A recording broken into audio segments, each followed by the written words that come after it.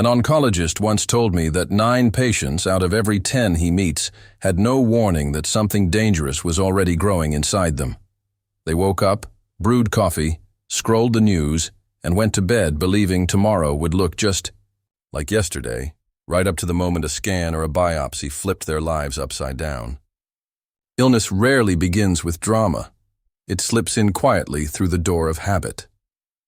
That is why the German biochemist Otto Warburg, winner of the 1931 Nobel Prize, spent his career asking a question most physicians still overlook. What makes a healthy cell suddenly turn against the body? His answer was as unsettling as it was simple. When a cell is robbed of oxygen, whether by poor circulation, toxic buildup, or an acidic environment, it abandons normal metabolism and starts fermenting sugar. Give the cell oxygen, and it thrives. Take oxygen away, and chaos follows. Warburg's research led him to 8 daily practices, so ordinary they sound almost trivial, until you realize how effectively they keep blood pH balanced, move nutrients where they belong, and flood every tissue with fresh oxygen. They are not about pills, exotic superfoods, or expensive equipment. They are about water, whole foods, movement, and air. Thousands of case reports now confirm what he suspected nearly a century ago. Cells supplied with oxygen resist disease, heal faster, and age more slowly.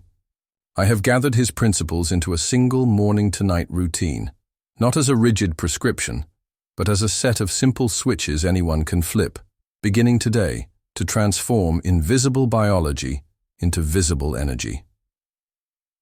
The day starts before breakfast, while the sun is still low and the house is quiet. Most people reach for their phone, then the coffee pot. Warburg would reach for a glass of warm water. After 7 or 8 hours of sleep or of restless tossing, blood has thickened, the kidneys are concentrating waste, and every capillary is begging for hydration. 2 cups of plain warm water, splashed with a squeeze of lemon, thin the blood, wake the liver, and nudge the body toward an alkaline state where oxygen dissolves more easily. Coffee comes later if you like, but water belongs first. One woman in her late 60s told me she replaced her dawn espresso with lemon water for 3 weeks and watched her swollen ankles deflate and her brain fog lift. She hadn't been growing old, she realized. She had been drying out. With the bloodstream primed, the next task is to send living food, not just calories, into the gut. A salad at lunchtime is good. A salad every day is better. Greens such as romaine, arugula, spinach, and kale deliver magnesium, calcium, and a brigade of enzymes that scrub away the acids left behind by bread, meat, and sugar. When those acids accumulate, blood pH nudges downward, oxygen slips out of hemoglobin less readily, and tissues suffocate in plain sight. A plate of greens drizzled with extra virgin olive oil and brightened by a second hit of fresh lemon flips the chemistry back toward alkaline. Hair, nails, and skin often reveal the difference first. What looks like aging, brittle nails, dull skin, thinning hair, often traces to acid stress at the cellular level, a problem a daily salad quietly corrects. Trouble sneaks in between meals. Mild hunger whispers from the pantry. And most of us answer with crackers, candy, or salted chips.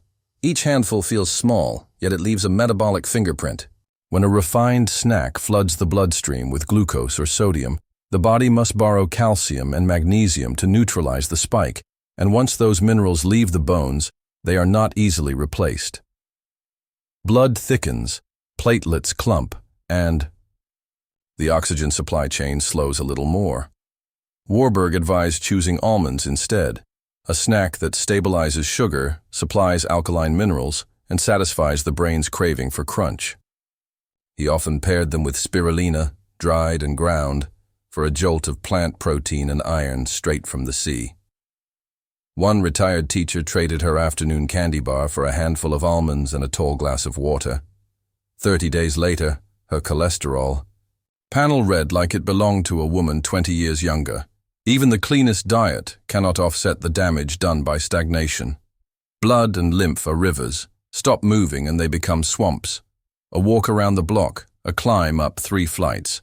of stairs, or a set of gentle stretches before bed functions like an internal rinse cycle.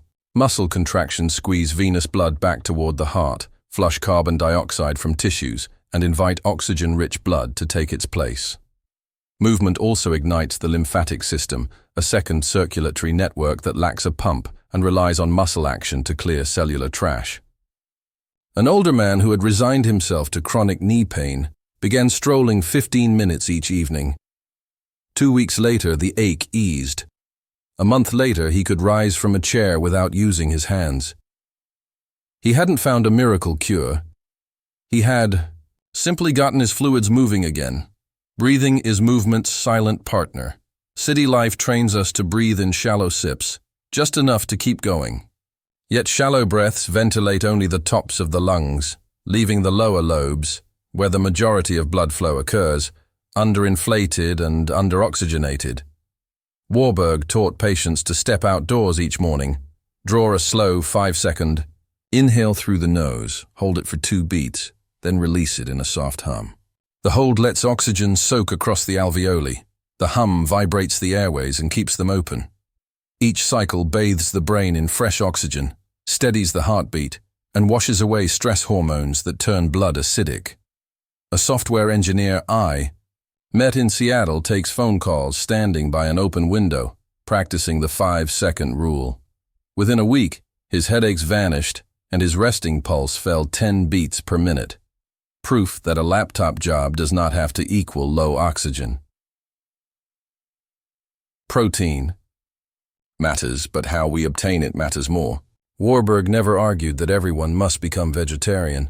He did insist that meat be lean, boiled, or steamed and modest in portion, about the size of a deck of cards, so digestion finishes cleanly and quickly. Fried or smoked meats carry oxidized fats and charred compounds that inflame vessel walls, making it harder for oxygen to diffuse into tissues. He also suggested 1 full day each week without meat to lighten the enzymatic workload and let the gut reset. A middle-aged accountant. I counseled kept his Sunday dinner, but turned Monday into a vegetarian day. Within a month, he noticed less heartburn and, to his surprise, more stable energy during his Tuesday morning workouts, a sign his body was no longer stuck processing a backlog of heavy protein. Not every vegetable is equally helpful. Starchy roots, such as white potatoes, behave in the body almost like sugar, spiking insulin and leaving behind an acid residue once they burn. The spike robs cells of oxygen in 2 ways. Insulin thickens the blood, and acids hijack the alkaline minerals cells need for respiration.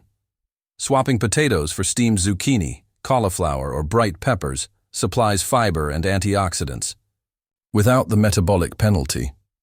One business owner in his 50s replaced his nightly fries with roasted Brussels sprouts and reported that the arthritis swelling in his knuckles subsided after 6 weeks.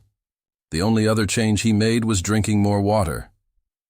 Speaking of water, Warburg considered it the first and last medicine. Drink too little, and blood sludge builds up, forcing the heart to beat harder to push oxygen to the outskirts. He recommended at least 2 liters of warm or room temperature water spread across the day, more after exercise or in hot weather. Iced drinks, he warned, shock the stomach and slow digestion. Alkaline water, naturally rich in calcium and magnesium, is even better. One college professor gave up his afternoon soda habit and replaced each can with a 12-ounce glass of plain water. His acid reflux faded, his blood pressure dropped, and a chronic patch of eczema on his elbow cleared. Warburg would not have been surprised. For every sugary drink, the body must borrow roughly 30 glasses of water to restore pH neutrality. Pull these 8 threads together, and a pattern emerges. Oxygen is not just a gas we inhale. It is the currency of cellular life, and every choice we make either saves it or spends it. When water is abundant, blood is thin. When food tilts toward alkaline vegetables, cells have the minerals they need to burn fuel cleanly. When snacks stabilize rather than spike sugar, insulin stays calm and vessels stay open. When movement and deep breathing flush the lymph and ventilate the lungs, tissues bathe in oxygen. Even modest tweaks, a salad at lunch, almonds at 3, a 20-minute walk after dinner, compound over weeks into measurable change. The skin brightens, joints stop aching, and the fog that once smothered the mind lifts like morning haze. Some readers worry that all this sounds restrictive, as though health were a narrow path lined with rules. Warburg saw it the opposite way. What felt restrictive to him was spending life half awake, dragging a tired body from one chair to the next. Freedom, he believed, is waking up with energy, clear eyes, and a body that responds when you ask it to climb stairs or dance with a grandchild. Freedom is knowing the choices you make today buy you more tomorrows, not fewer. If anything in this story resonates, if you have felt the creeping fatigue, the unexplained aches, the sense that age is closing in faster than you expected, consider adopting just one of Warburg's practices this week. Maybe it is the morning water, the lunchtime salad, or a 10-minute walk after dinner. Note how you feel after 7 days, then layer on another habit. Health is not a sprint. It is a slow accumulation of oxygen-rich moments,